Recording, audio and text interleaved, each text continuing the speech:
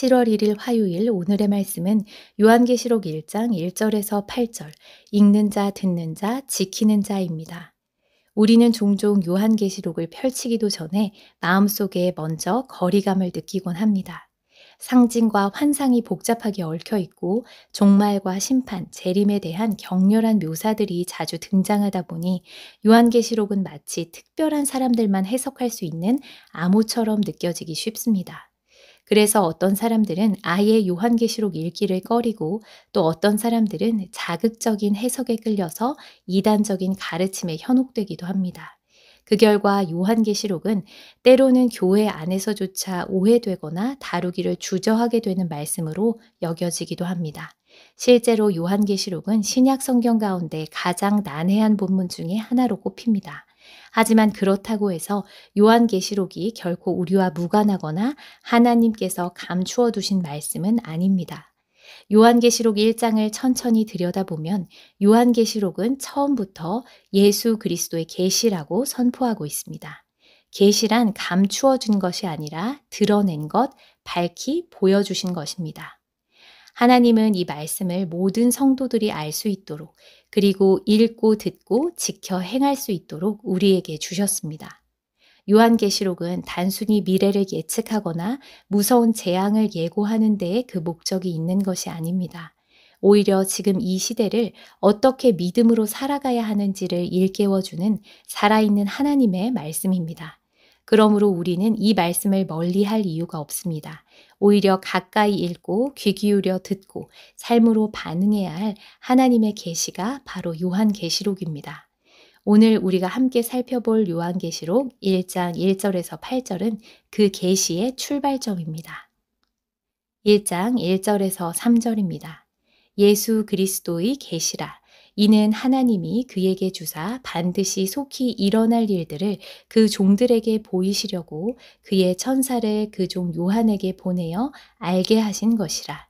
요한은 하나님의 말씀과 예수 그리스도의 증거, 곧 자기가 본 것을 다 증언하였느니라. 이 예언의 말씀을 읽는 자와 듣는 자와 그 가운데에 기록한 것을 지키는 자는 복이 있나니 때가 가까움이라. 요한계시록 1장 1절부터 3절은 이 계시가 어디에서 시작되었고 어떤 경로를 통해 교회에게 전달되었는지 분명하게 보여줍니다. 그리고 이 말씀 앞에서 우리가 어떤 자세를 가져야 하는지도 함께 말해줍니다. 1절은 예수 그리스도의 계시라 이는 하나님이 그에게 주사라는 선언으로 시작합니다. 이 계시는 예수 그리스도의 것이지만 그 출처는 성부 하나님이십니다. 하나님께서 아들에게 주신 계시는 예수 그리스도를 통해 천사를 거쳐 사도 요한에게 전달되었습니다. 이처럼 이 말씀은 삼위 하나님의 질서 속에서 시작된 계시이며 사람의 해석이나 상상이 아닌 하나님의 주권과 뜻 안에서 주어진 확고한 말씀입니다. 2절은 사도 요한의 역할을 보여주고 있습니다. 그는 단순히 환상을 본 자가 아니라 하나님의 말씀과 예수 그리스도의 증언을 충실히 전달한 증인입니다. 그는 자신의 생각이나 해석을 더하지 않고 하나님께로부터 받은 말씀과 자신이 본 것을 그대로 증언했습니다. 따라서 요한계시록은 단순히 과거 요한이 본 환상의 기록이 아니라 오늘 우리에게도 동일하게 주어지는 하나님의 메시지입니다. 3절은 이 계시가 단순한 정보 전달이 아니라 읽고 듣고 지켜야 할 말씀이라는 점을 분명하게 강조하고 있습니다. 이 예언의 말씀을 읽는 자와 듣는 자들과 그 가운데 기록한 것을 지키는 자들은 복이 있나니 여기서 읽는 자는 단수, 듣고 지키는 자들은 복수로 사용되었습니다. 당시에는 모든 성도가 성경 사본을 가질 수 없었기 때문에 한 사람이 말씀을 낭독하고 회중이 함께 듣는 형태의 공적 낭독이 일반적이었습니다. 그렇게 낭독되는 말씀은 공동체 전체를 향한 하나님의 음성이었고 듣는 자들에게는 순종을 요구하는 말씀이었습니다. 예수님도 누가복음 11장 28절에서 말씀하셨듯이 말씀은 단지 귀로 듣고 마음에 담는 데서 끝나는 것이 아니라 삶으로 실천할 때 복이 됩니다. 요한계시록은 단순한 종말 예언서가 아닙니다. 장차 일어날 일들을 예고하는 동시에 하나님이 누구이신지를 드러내는 계시입니다. 우리는 장차 이루어질 일들을 통해서 하나님은 누구시며 어떤 성품을 가지셨는지, 어떻게 역사를 이끌고 계신지, 그리고 하나님의 백성들을 어떻게 보호하고 인도하시는지를 알게 됩니다. 계시 가운데 그분의 공의와 인자하심, 신실하심, 주권이 뚜렷하게 나타나기 때문에 이 말씀을 듣고 마음에 새기며 삶 속에 지켜 행하는 자에게 복이 있는 것입니다. 그리고 그 복은 일시적인 만족이나 외적인 성공이 아니라 하나님을 더욱 신뢰하게 되는 은혜, 그리고 그 신뢰 속에서 누리는 하나님과의 친밀함과 영원한 생명의 확신입니다. 결국 요한계시록은 미래를 준비하라는 경고이자 오늘을 말씀 안에서 살아가라는 하나님의 부르심입니다. 그리고 그 부르심에 응답하는 자에게 참된 복이 약속되어 있습니다.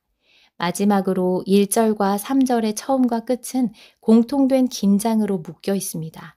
바로 때의 임박성입니다. 1절에는 반드시 속히 일어날 일들, 3절에는 때가 가까움이라고 말씀하십니다. 여기서 말하는 속히 혹은 가까움은 시간의 속도를 말하는 것이 아니라 하나님의 계획이 확실히 이루어질 것임을 경고하는 말입니다. 베드로후서 3장 8절은 주께는 하루가 천년 같고 천년이 하루 같다고 말합니다.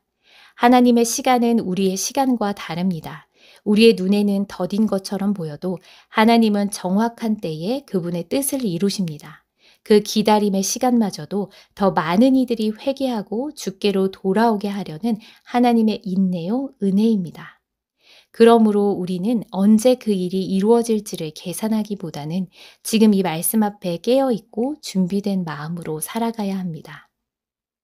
4절에서 6절입니다.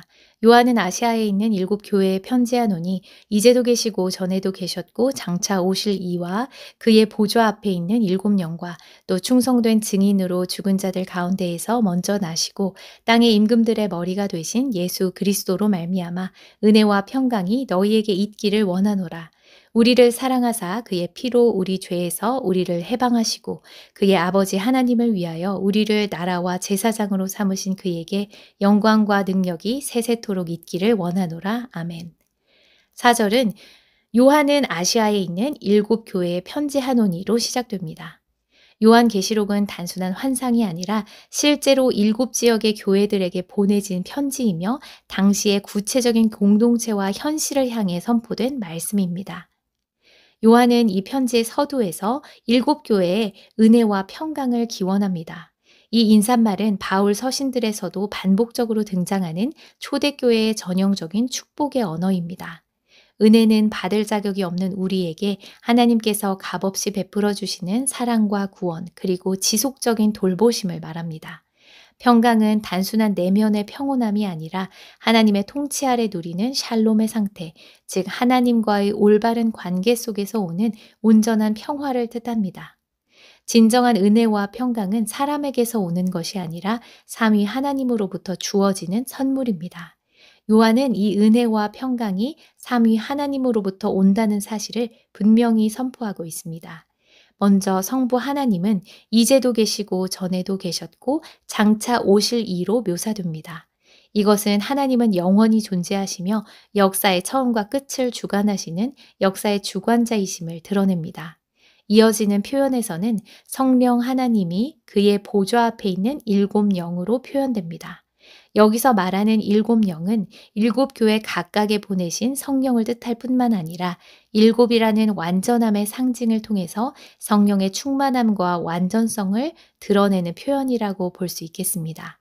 성령은 보좌에 계시며 동시에 모든 교회와 모든 성도에게 충만하게 임하시고 지금도 살아 역사하십니다. 그리고 성자 예수 그리스도는 3 가지 명칭으로 소개됩니다.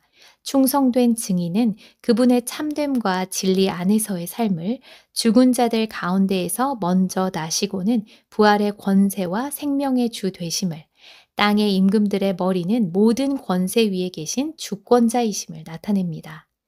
요한계시록의 시작은 이렇게 삼위 하나님으로부터 오는 은혜와 평강의 인사로 열리며 특별히 예수 그리스도의 통치와 구속 사역이 계시의 중심 주제임을 보여주고 있습니다. 5절 하반절에서 요한은 더 개인적이고 감격적인 고백으로 나아갑니다. 그는 이제 예수 그리스도를 향한 송축을 시작합니다. 우리를 사랑하사 그의 피로 우리 죄에서 우리를 해방하시고 그리스도께서 우리를 단순히 용서하신 것이 아니라 자신의 피로 속량하시고 자유롭게 하셨다는 복음의 정수가 여기에 담겨 있습니다. 이 구속은 단지 과거의 사건이 아니라 지금도 우리를 붙들고 변화시키시는 살아있는 능력입니다. 그리고 그 결과 예수님께서는 우리를 하나님 나라와 제사장으로 삼으셨습니다. 우리는 왕 같은 제사장으로 부름받은 자들로서 하나님을 예배할 뿐만 아니라 세상 속에서 하나님을 드러내며 살아가는 존재입니다. 요한은 이 놀라운 은혜를 찬양하면서 그에게 영광과 능력이 세세토록 있기를 원하노라고 고백합니다. 우리의 구속자이며 통치자이시고 참된 증인 되신 예수 그리스도께 영원한 찬양과 영광을 돌리는 것. 그것이 이 말씀을 받은 자들의 마땅한 반응입니다. 7절에서 8절입니다. 볼지어다 그가 구름을 타고 오시리라. 각 사람의 눈이 그를 보겠고 그를 찌른 자들도 볼 것이요. 땅에 있는 모든 족속이 그로 말미암아 애곡하리니 그러하리라. 아멘. 주 하나님이 이르시되 나는 알파와 오메가라. 이제도 있고 전에도 있었고 장차 올 자요 전능한 자라 하시더라. 7절은 예수 그리스도의 재림을 선포합니다. 이 장면은 다니엘 7장 13절과 스가랴 12장 10절의 예언을 반영하면서 모든 눈이 그리스도의 다시 오심을 보게 될 것이라고 말합니다. 예수님의 재림은 비밀스럽게 감추어진 채 조용히 일어나는 사건이 아닙니다. 예수님의 재림은 번개가 동쪽에서 서쪽까지 번쩍임 같이 모든 인류 앞에 분명히 드러나는 공개적인 사건이며 역사적인 실제입니다. 그날에 예수님을 찌른 자들, 즉 예수님의 십자가 처형에 직접 관여했던 이들뿐만 아니라 과거와 현재를 막론하고 그리스도를 거부하고 외면하며 살아온 모든 이들이 그 영광스러운 재림의 현장을 마주하게 될 것입니다. 땅에 있는 모든 족속이 그로 말미암아 애곡하리라라는 말씀은 이미 닫혀버린 구원의 문 앞에서 흘리는 돌이킬 수 없는 절망과 통곡의 눈물을 가리킵니다. 그날 더 이상의 회개의 기회는 없으며 모든 사람은 하나님의 공의 앞에 서게 될 것입니다. 이어지는 8절에서 하나님께서는 자신의 존재를 다시 한번 분명히 드러내십니다. 나는 알파와 오메가라. 알파와 오메가는 헬라어 알파벳의 처음과 끝입니다. 이것은 하나님께서 모든 역사의 시작이시며 끝이심을 의미합니다. 처음과 마지막, 곧 모든 만물의 근원과 궁극적인 결말이 하나님께 속해 있습니다. 하나님은 과거에도 계셨고 지금도 계시며 장차 오실 분이십니다. 다시 말해서 하나님은 과거와 현재, 미래 모든 시간을 초월하시는 영원한 하나님이시며 모든 것을 다스리시는 전능하신 주권자이십니다. 이 세상에서 일어나는 모든 일의 궁극적인 주권과 권세는 오직 하나님께 있습니다. 요한계시록 1장 1절에서 8절은 요한계시록이 단지 종말을 향한 암호 같은 예언이 아니라 오늘 우리의 믿음과 삶을 새롭게 하시려는 하나님의 분명한 음성임을 전하고 있습니다. 예수 그리스도는 반드시 다시 오십니다. 그날은 하나님의 주권 아래 이미 정해진 날이며 머지않아 반드시 이루어질 확실한 현실입니다. 그러므로 오늘 우리는 막연한 미래를 바라보며 신앙을 미루는 것이 아니라 오늘 이 말씀을 읽고 듣고 지키는 자로 살아가야 합니다. 진정한 복은 미래의 어떤 날에만 주어지는 것이 아니라 바로 오늘 이 말씀에 순종하며 살아가는 자들에게 임합니다. 그 복은 언젠가 주어질 형통이나 보상에만 머무르지 않고 이 땅에서 하나님을 더 깊이 알아가며 그분의 뜻에 순종하며 살아가는 삶 속에서 누리는 현재의 은혜이자 능력이 됩니다. 지금 이 순간이야말로 주님의 다시 오심을 준비하는 가장 귀하고 소중한 시간임을 깊이 새기며 깨어 기도하고 순종하는 삶으로 하루하루를 충실히 살아가는 것이 오늘 우리에게 주어진 거룩한 부르심임을 기억해야 합니다. 기도하겠습니다. 처음과 마지막이 되시는 하나님 아버지, 오늘도 주님의 말씀 앞에 서게 하시니 감사합니다. 숨기지 않으시고 친히 보여주신 이 계시를 경외함으로 받게 하시고 그 안에 담긴 살아있는 진리를 깨닫게 하소서. 이 말씀이 단순한 옛 예언이 아니라 오늘의 삶을 새롭게 하시는 생명의 음성임을 믿습니다. 듣고 지나가는 자가 아니라 말씀을 읽고 듣고 지켜 행하는 충성된 제자가 되게 하시고 매일매일 주님의 재림을 기다리며 깨어있는 자로 살게 하소서. 우리를 사랑하시어 친히 피 흘려 우리를 죄에서 구원하시고 하나님의 나라와 제사장으로 부르신 예수님의 크신 은혜와 사랑을 찬양합니다. 주님 다시 오실 그날이 두려움이 아니라 기쁨이 되게 하시고 감사와 찬양으로 그날을 맞이하게 하소서. 그날이 오기까지 우리가 받은 복음을 마음에만 담아두지 않게 하시고 복음을 삶으로 나누는 증인 되게 하소서. 아직 문이 열려 있을 때에 더 많은 이들이 주님 품으로 돌아오도록 인도하는 우리들이 되기를 원합니다. 다가올 묵상의 시간 속에서 요한계시록을 통해 주님의 마음과 뜻을 더 깊이 알게 하시고 말씀을 따라 사는 자 되게 하소서. 예수 그리스도의 이름으로 기도드립니다. 아멘.